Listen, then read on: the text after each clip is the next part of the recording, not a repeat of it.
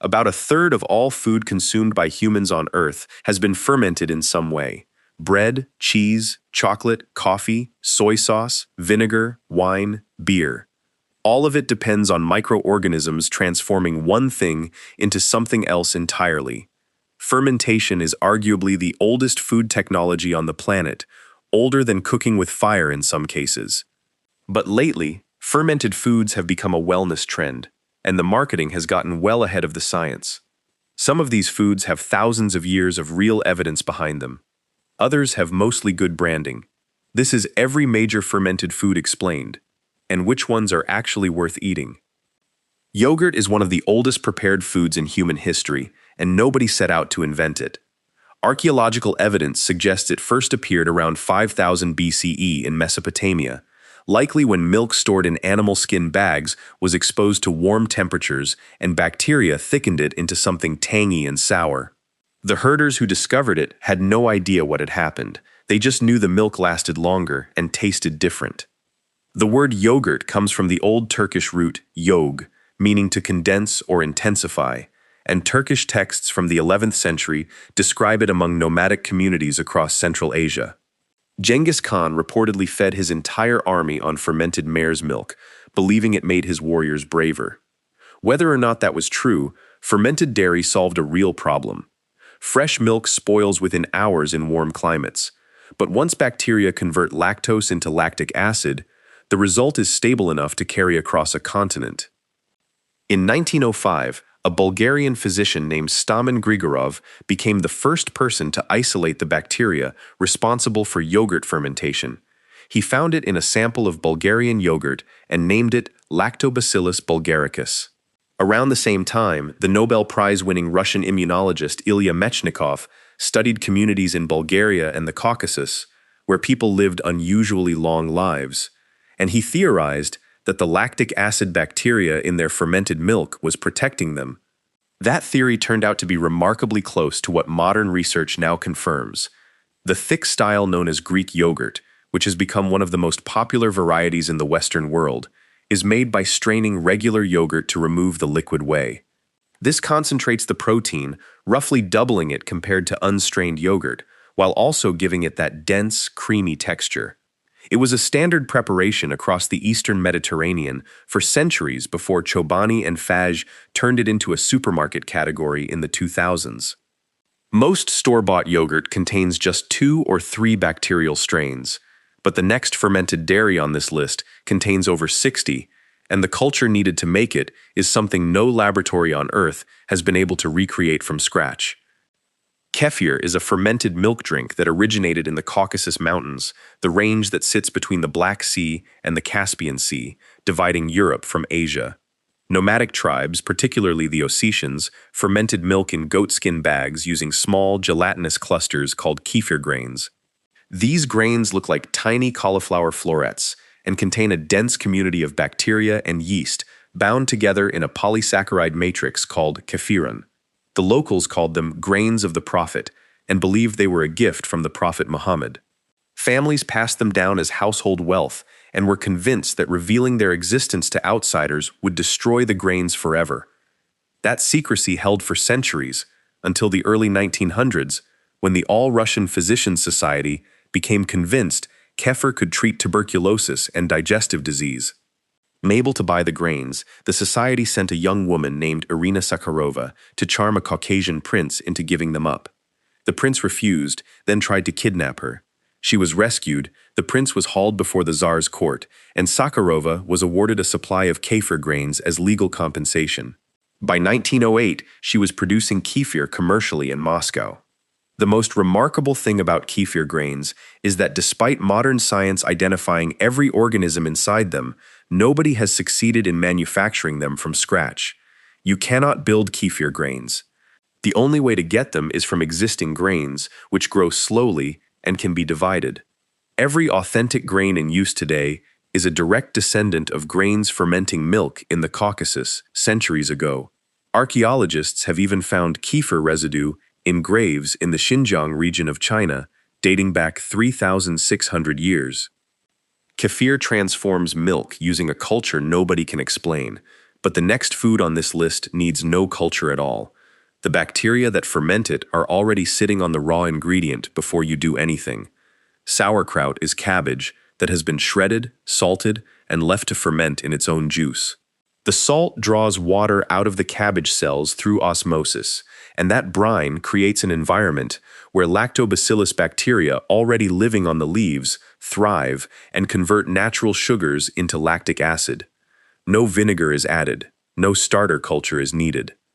This is a distinction most people miss entirely. The sauerkraut sold in jars on regular supermarket shelves, the kind packed in vinegar, is pickled, not fermented. Genuine lacto-fermented sauerkraut is sold refrigerated and still contains live bacteria. The vinegar version tastes similar, but delivers none of the probiotic benefits. The easiest way to tell the difference is to check the label.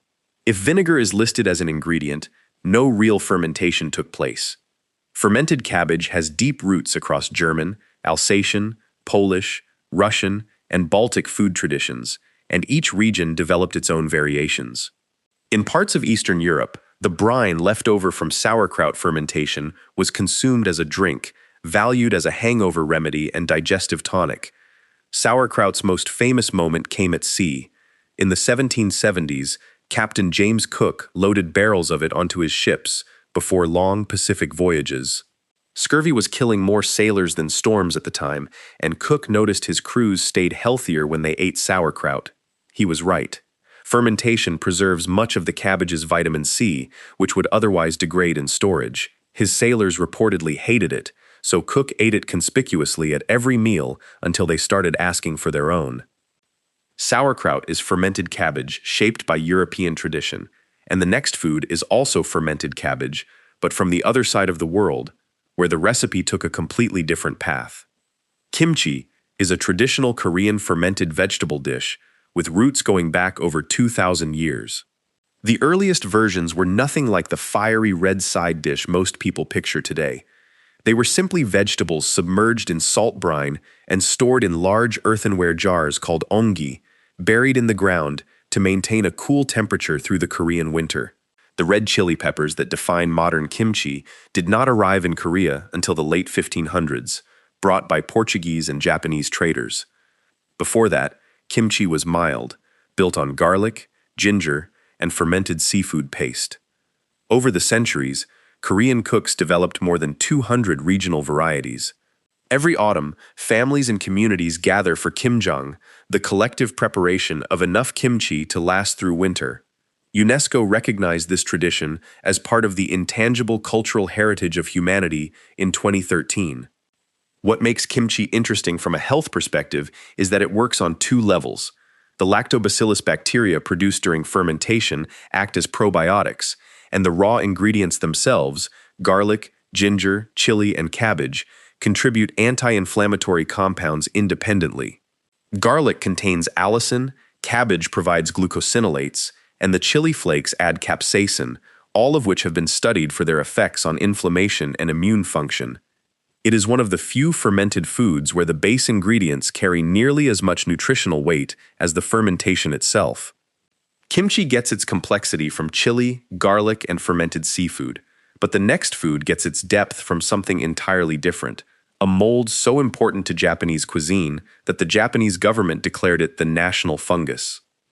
Miso is a thick, savory paste made by fermenting soybeans with salt and koji, a mold called Aspergillus oryzae. The process involves two stages. First, the koji is grown on steamed rice or barley for about 48 hours, producing enzymes that will later break down proteins and starches.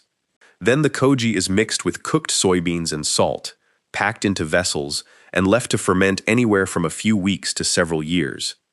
The earliest ancestor of miso was a Chinese fermented soybean paste that dates back well over 2,000 years. Miso likely reached Japan from China or Korea around the 6th century, carried by Buddhist monks. For a long time, it was a luxury food eaten only by aristocrats and monks, served as a condiment or medicine. It was during the Kamakura period, roughly 800 years ago, that the samurai tradition of one soup, one dish made miso soup the center of the Japanese diet. It has stayed there ever since. White miso ferments for just weeks and tastes mild and sweet. Red miso ferments for months or years and develops a deep, salty, almost meaty intensity. A Japanese cohort study found that higher consumption of fermented soybean products, including miso, was associated with a lower risk of all-cause mortality. That said, miso is high in sodium, so the benefits depend on how much you use and what else you are eating alongside it. Miso transforms soybeans using a mold grown on grain. But the next food transforms soybeans using a completely different fungus, one that was likely discovered by accident when cooked beans were left wrapped in leaves on the island of Java. Tempeh is an Indonesian food made by inoculating cooked soybeans with Rhizopus oligosporus, a mold that grows a dense web of white mycelium through and around the beans over 24 to 48 hours, binding them into a firm, sliceable cake. The Rhizopus fungus grows naturally on teak and hibiscus leaves, which Javanese people traditionally use to wrap food. At some point, cooked soybeans wrapped in those leaves picked up the mold and fermented into something unexpectedly good. The earliest written reference appears in a Javanese literary work from the early 1800s, though most historians believe the practice dates to at least the 1600s. What sets tempeh apart from other soy products is that it uses the whole bean. Tofu is made from soy milk and discards the fiber. Tempeh keeps everything, giving it more fiber, a firmer texture, and a nutty, earthy flavor.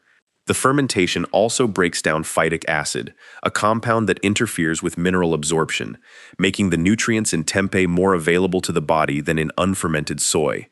It is also one of the rare plant foods that contains all 9 essential amino acids, making it a complete protein. Tempeh remained almost unknown outside Indonesia until the 1960s and 1970s, when it found its way into vegetarian communities in the United States. Tempeh is held together by a mold nobody planned for, and the next food is risen by wild yeast nobody planted.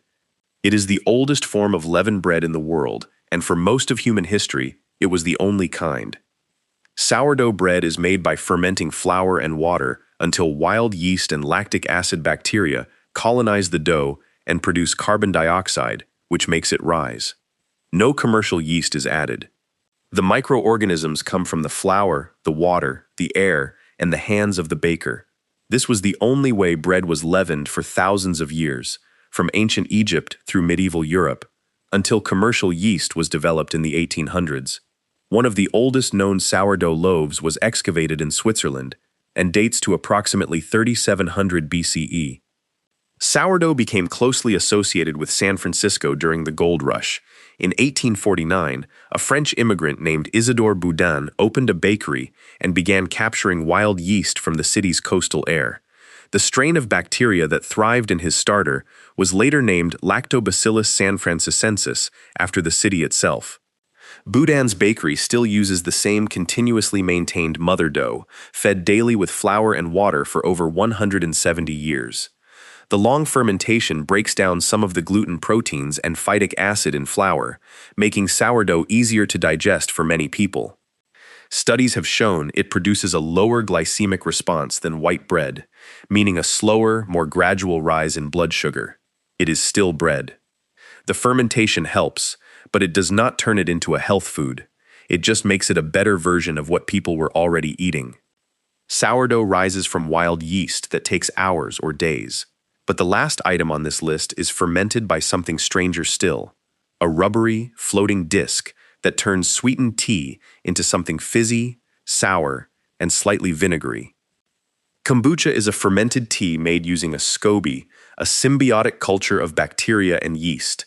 It looks like a pale, rubbery pancake and floats on the surface of sweetened black or green tea, while the organisms inside consume the sugar and produce organic acids, trace vitamins, a small amount of alcohol, and carbon dioxide for natural fizz.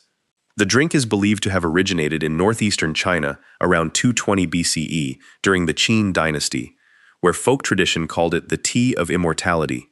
From China, it spread along trade routes to Russia, where it was known as tea mushroom, and eventually reached Europe in the early 20th century. For most of its history, kombucha was passed between people by sharing pieces of the SCOBY, which grows a new layer with every batch.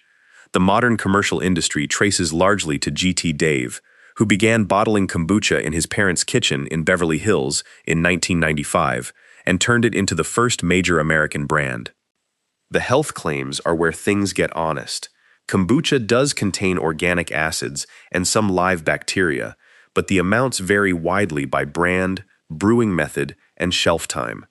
A Stanford clinical trial found that a diet rich in fermented foods increased gut microbial diversity and reduced 19 inflammatory proteins in participants' blood over 10 weeks.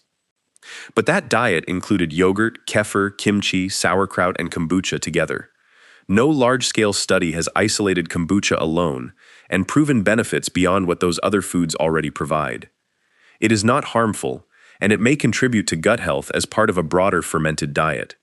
But on its own, it is probably the most overhyped item on this list. The fermented foods with the strongest science behind them are the ones humans have eaten the longest. Yogurt, kefir, kimchi, sauerkraut, miso, and tempeh all contain well-documented strains of beneficial bacteria and show consistent links to improved gut diversity and lower inflammation. A clinical trial at Stanford University put this to the test. 36 adults were assigned either a high-fiber diet or a high-fermented food diet for 10 weeks. The fermented food group ate several daily servings of yogurt, kefir, kimchi, sauerkraut, and kombucha. By the end of the trial, they showed a significant increase in gut microbial diversity and a measurable decrease in 19 inflammatory proteins in their blood. The high-fiber group, despite eating plenty of fruits, vegetables, and whole grains, saw no comparable change in diversity over the same period. The key is that the foods need to be genuinely fermented and unpasteurized, because heat-treated versions may taste the same but contain nothing alive. The simplest approach is not to pick one and treat it like medicine, but to eat several of them regularly, the way people in Korea, Japan, Germany, and the Caucasus Mountains have been doing for thousands of years. If you want to see how the same kind of transformation applies to something you probably drink every morning, that video is on screen now.